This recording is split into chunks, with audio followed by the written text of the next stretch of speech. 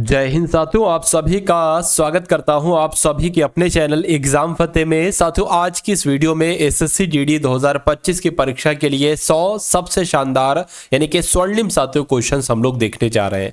तो आप अपने एग्जाम को साथियों क्रैक करना चाहते हैं तो मैं कहूंगा इन सभी सवालों को आप लोग देखिएगा और अपने एग्जाम को साथियों बहुत आराम से आप लोग यहाँ पर क्रैक कीजिएगा।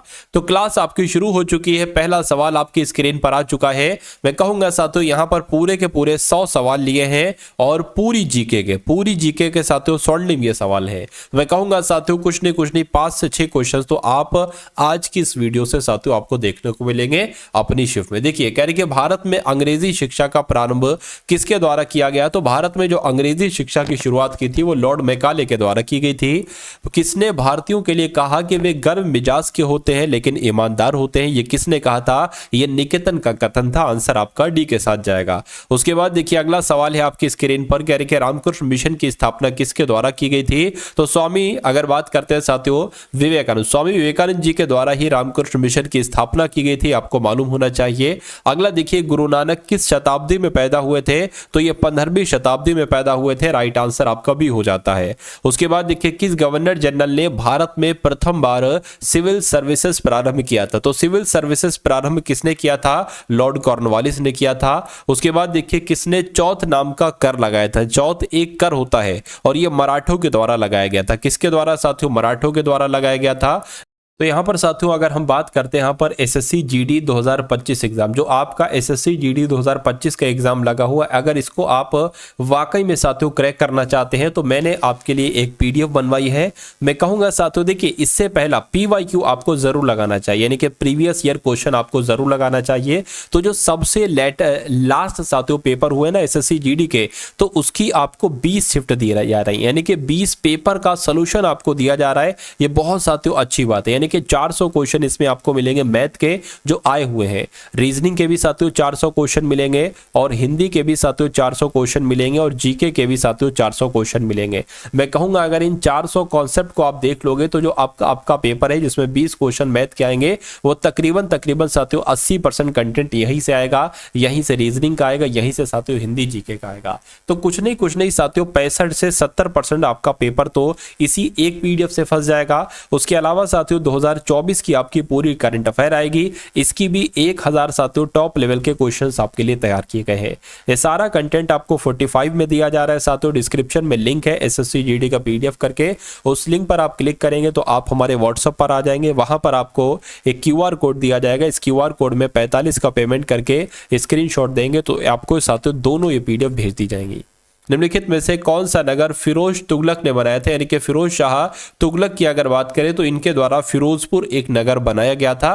राइट आंसर जिनका ऑप्शन नंबर ए है बिल्कुल करेक्ट है। अगला देखिए यानी कि दीन इलाही की स्थापना किसके द्वारा की गई थी। तो मैं कहूंगा अकबर के द्वारा साथियों दीन इलाही की स्थापना की गई थी। बहुत तेजी में हम लोग चलेंगे क्योंकि समय आपके पास कम है और मैं कंटेंट आपको ज्यादा देना चाहता हूं।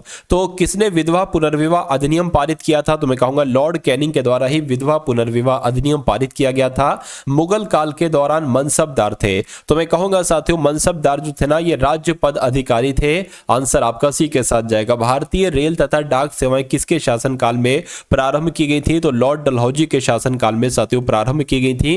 राइट आंसर आपका अगर है ऑप्शन नंबर डी के साथ तो बिल्कुल करेक्ट है। उसके बाद देखिए कहा जा रहा है साथियों कि भारतीय तिरंगा झंडा सबसे पहले कब फहराया गया था। तो 31 दिसंबर 1929 को तिरंगा झंडा सबसे पहले फहराया गया था। राष्ट्रीय गीत के रचयिता कौन है। तो मैं कहूंगा राष्ट्रीय गीत यानी कि वंदे मातरम की बात चल रही है और इसके लेखक कौन है। मैं कहूंगा रचयिता बंकिम चंद्र चटर्जी हैं। आंसर अगर आपका है ऑप्शन नंबर किसके साथ साथियों सी के साथ तो मैं कहूंगा बिल्कुल करेक्ट है।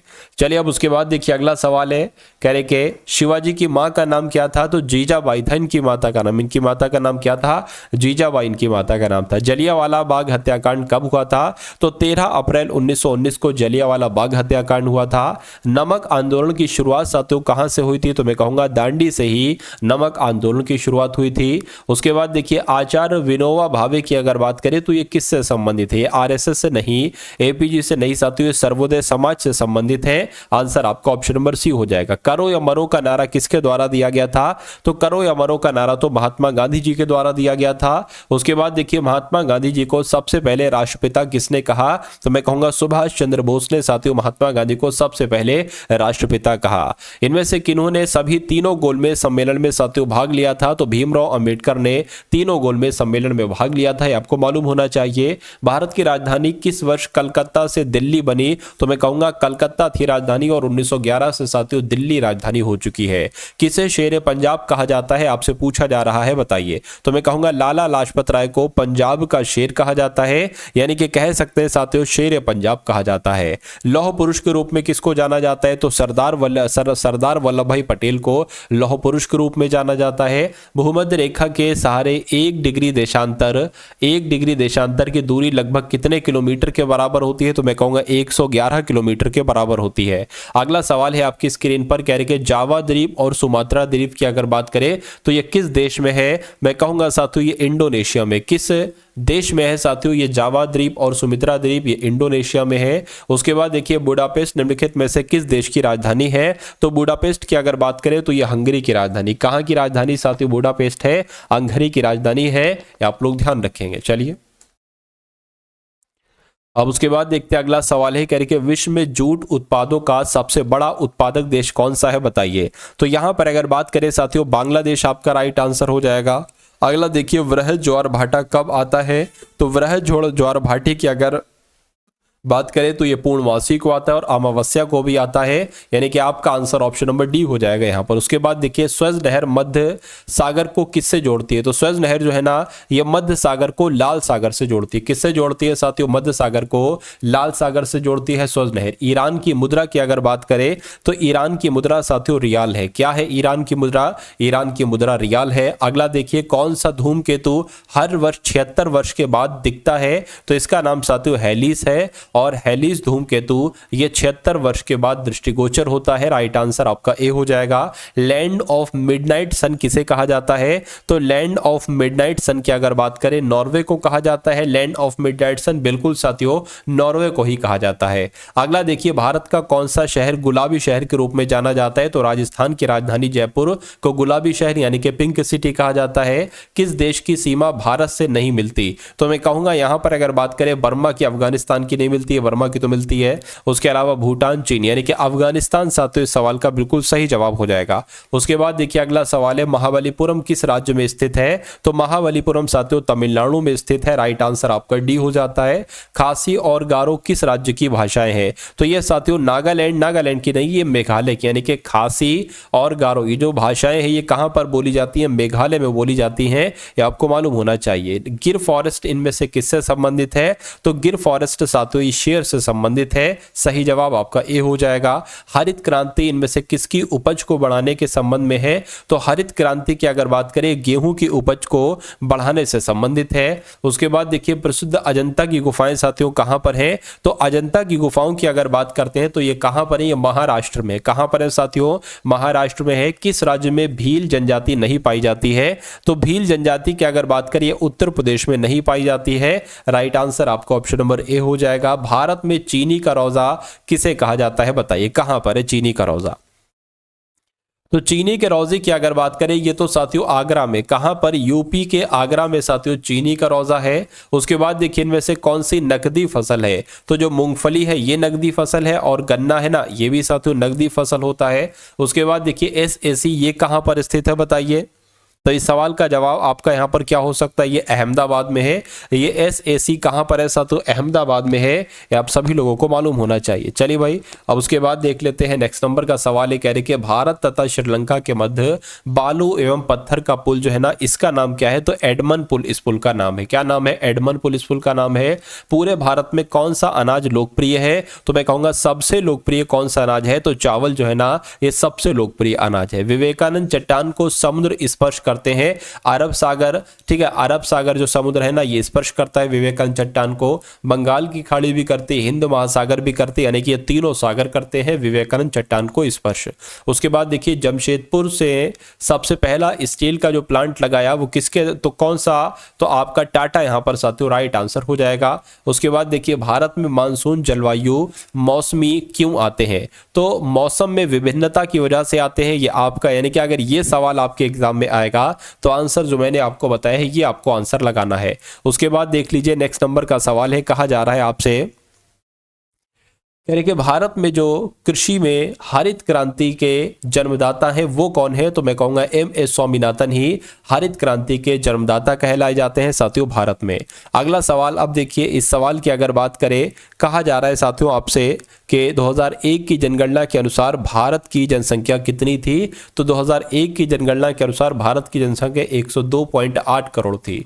उसके बाद देखिए देश की पहली बायोटिक सिटी कौन सी है, तो मैं कहूँगा लखनऊ ही देश की पहली बायोटिक सिटी है। उसके बाद देखिए भारत के प्रथम उप प्रधानमंत्री कौन है मुझे बताइए, यानी कि भारत के प्रथम पहले उप प्रधानमंत्री की बात चल रही है तो सरदार वल्लभ भाई पटेल आपका बिल्कुल सही जवाब हो जाएगा, क्योंकि सरदार वल्लभ भाई पटेल ही भारत के पहले उप प्रधानमंत्री थे।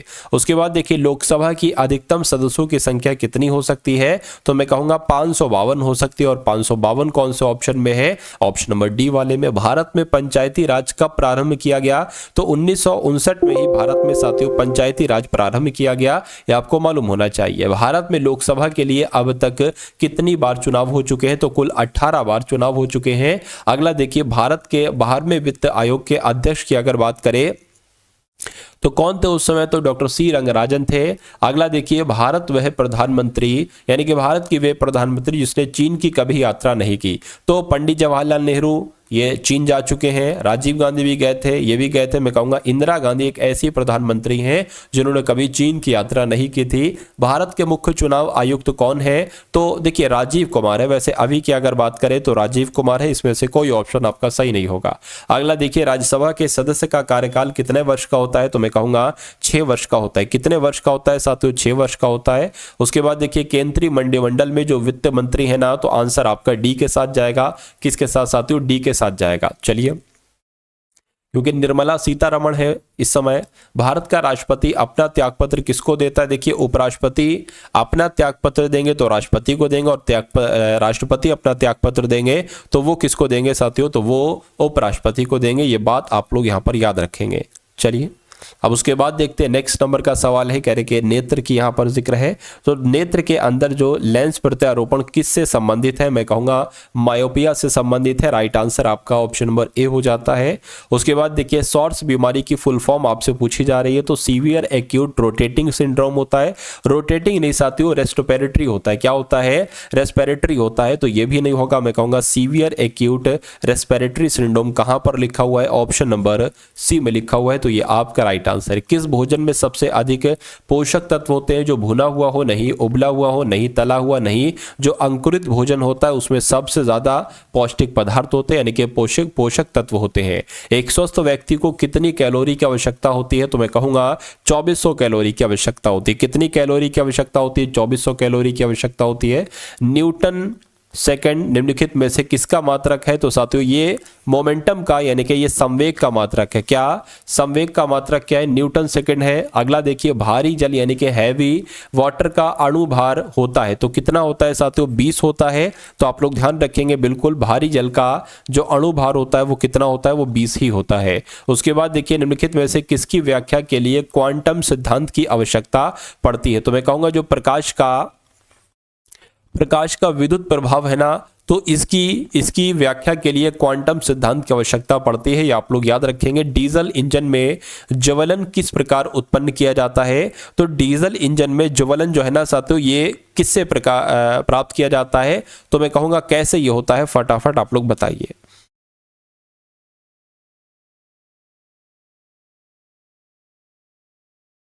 तो यहाँ पर साथियों संपीड़न आपका राइट आंसर होना चाहिए, राइट आंसर आपका सी हो जाएगा। निम्नलिखित में से प्रकाश की प्रकृति कौन सी है, तो मैं कहूंगा एक्स किरणें ये प्रकाश की प्रकृति होती है। उसके बाद देख लीजिए कह रहे कि जिम कॉर्बेट नेशनल पार्क ये कहाँ पर स्थित है, तो ये तो उत्तराखंड में। कहाँ पर है साथियों, जिम कॉर्बेट राष्ट्रीय उद्यान ये कहाँ पर है साथियों, ये उत्तराखंड में है, ये आप सभी लोगों को मालूम होना चाहिए। चलिए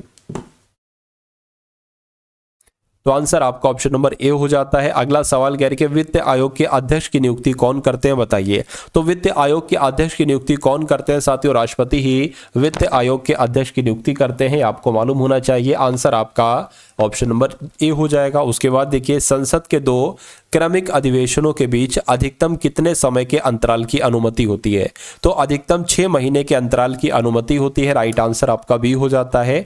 उस राष्ट्रपति उपराष्ट्रपति किस रूप में वेतन प्राप्त करते हैं, देखिए उपराष्ट्रपति जो होते हैं ये राज्यसभा के सभापति होते हैं। क्या ये राज्यसभा के सभापति होते हैं, तो मैं कहूंगा इनको जो वेतन दिया जाता है ये एक राज्यसभा के सभापति के रूप में ही दिया जाता है, तो सही जवाब आपका बी हो जाएगा। लोकसभा के अध्यक्ष का चुनाव करते हैं, यानी कि जो लोकसभा के सदस्य होते हैं ना, यही लोकसभा का चुनाव, लोकसभा के अध्यक्ष का चुनाव करते हैं। आंसर आपका ऑप्शन नंबर ए हो जाता है। धन विधेयक पेश किया जाता है, तो धन विधेयक क्या केवल लोकसभा में पेश किया जाता है, केवल राज्यसभा में, या दोनों में, तो मैं कहूंगा सिर्फ और सिर्फ धन विधेयक को लोकसभा में ही पेश किया जाता है। उसके बाद देखिए क्षेत्र के आधार पर भारत का सबसे बड़ा राज्य कौन सा है, यानी कि क्षेत्रफल की बात चल रही है, क्षेत्रफल के आधार पर सबसे बड़ा राज्य कौन सा है, मैं कहूंगा सबसे बड़ा राज्य तो राजस्थान है, आंसर आपका जाएगा बी के साथ। भारत के किस राज्य की जनसंख्या सबसे कम है, तो सबसे कम किसकी जनसंख्या है, मैं कहूंगा सिक्किम की है। और किसकी सबसे ज्यादा है, तो यूपी की सबसे ज्यादा है। दक्षिण गंगा किस नदी को कहा जाता है, तो गोदावरी नदी को साथियों दक्षिण गंगा कहा जाता है। बहुत इंपॉर्टेंट क्वेश्चन। निम्नलिखित में से जोड़ा गलत है, यानी कि कौन सा जोड़ा गलत है, देखिए पंडित शिव कुमार शर्मा संतूर वादक है, सही है। बिस्मिल्लाह खान शहनाई वादक है, बिल्कुल सही है। हरि प्रसाद चौरसिया बांसुरी वादक है, लेकिन ये अमजद अली खान ये सरोद वादक है। कौन है, ये सरोद वादक है, तो कौन सा सही नहीं है, ऑप्शन नंबर ए वाला सही नहीं है, और यही आपका राइट आंसर है।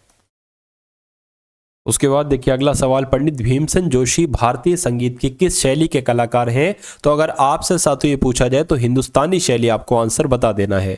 उसके बाद देखिए तेरा ताली किस प्रदेश का एक लोक नृत्य है, तो मैं कहूंगा ये कहाँ का लोक नृत्य है, तो ये आपसे बहुत आपके एग्जाम में पूछा जाता है। ये राजस्थान का एक लोक नृत्य है जिसका नाम है साथियों तेरा ताली लोक नृत्य। उसके बाद देखिए जगजीत सिंह किस क्षेत्र में प्रसिद्ध व्यक्ति है, तो ये साथियों मैं कहूंगा साथियों ये किस क्षेत्र में, ये सुगम संगीत से संबंधित तो एक व्यक्ति है, इनका नाम है जगजीत सिंह। चलिए उसके बाद देख लीजिए नेक्स्ट नंबर का सवाल है, कह रहे कि ओलंपिक खेलों के प्रतीक चिन्ह 5 छल्लों में एशिया छल्ले का रंग क्या है, तो एशिया छल्ले का रंग साथियों पीला है। उसके बाद देखिए कह रहे कि ओलंपिक पदक प्राप्त करने वाली भारत की प्रथम महिला की अगर बात करते हैं तो कौन है साथियों, कर्णम मल्लेश्वरी है। अगला देखिए कह रहे कि साथियों ड्यूस किस शब्द का, यानी कि ड्यूस शब्द जो है ये किस खेल से संबंधित है, तो मैं कहूंगा ये टेनिस से संबंधित है। किससे, ये टेनिस से संबंधित है। अगला देखिए भारत में हॉकी का जादूगर साथियों किसे कहा जाता है, तो मेजर ध्यानचंद को क्या कहा जाता है, हॉकी का जादूगर कहा जाता है। जापान का राष्ट्रीय खेल क्या है, जापान के राष्ट्रीय खेल की अगर बात करें तो जूडो क्या है साथियों, जापान का राष्ट्रीय खेल है। किसने कहा था सारी दुनिया मेरा घर है, तो यह साथियों किसका कथन है, और ये बहुत पूछा जाता है, ये कल्पना चावला का कथन है कि सारी दुनिया मेरा घर है। कंप्यूटर साक्षरता और विद्यालयों में अध्ययन क्लास प्रोजेक्ट किसने साथियों प्रारंभ किया था, ये आपसे यहाँ पर पूछा जा रहा है, तो मैं कहूंगा किसके द्वारा प्रारंभ किया गया था, ये एनसीईआरटी के द्वारा प्रारंभ किया गया था।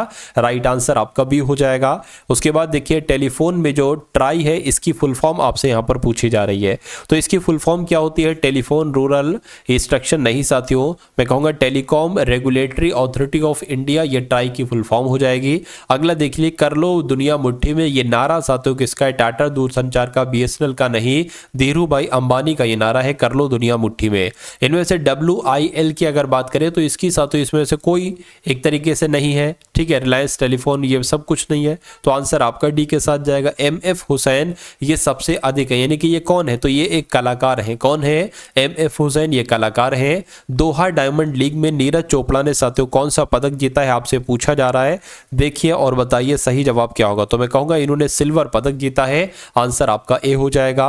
मुंबई क्रिकेट टीम के मुख्य कोच साथियों कौन बने हैं, तो ओंकार साल्वी बने हैं, राइट आंसर आपका बी हो जाएगा। किसने सुपर बेड रैपिड और ब्लिट्स टूर्नामेंट जीता है, तो किसने जीता है साथियों, आपका राइट आंसर यहां पर जो जाएगा वो किस ऑप्शन के साथ जाएगा, मैग्नस कार्लसन के साथ जाएगा। अगला देखिए कह रहे कि इदाशिशा नोंगरांग किस राज्य की पहली महिला पुलिस महानिदेशक नियुक्त हुई हैं, तो किसकी बात चल रही है साथियों, मेघालय की बात चल रही है, क्योंकि मेघालय राज्य की पहली महिला पुलिस महानिदेशक कौन बनी है, इदाशिशा नोंगरांग बनी है। अगला देखिए कि गोला फेंक स्पर्धा में राष्ट्रीय रिकॉर्ड बनाने वाली एकमात्र खिलाड़ी साथियों कौन बनी है, तो आभा खटुआ बनी है। ये आपका यहां पर जो होगा वो बिल्कुल करेक्ट आंसर हो जाएगा।